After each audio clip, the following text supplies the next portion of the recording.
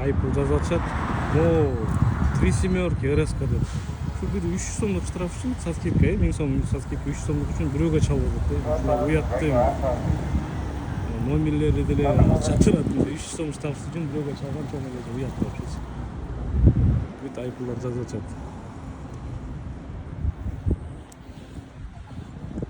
Шкоттордун өткөзбөсө негизи эле мындай рейд кылып туруш керек, бирок рейдке чейин эле ар бир айдоочу алыстан эле мондай жол белгини көрдүңөрбү, скорость ташташ керек, ылдамдыкты акырындатыш керек, караш керек эки жакты. Бул деген чоң жоопкерчилик да. Силер билеген темир унааны айдап барсаңар канча тонна. Бир кичке баганыңыз чоң кишилер үстү өзүңөр көрүп турсуңар. Эмне болду? Бизде негизи акыркы 1 жылда эле 900 киши ушу жол кырсыктарынан каза болду окшойт. Канча деген 10 миң деген кишилер жаракат алып, канча деген буту болсун болду.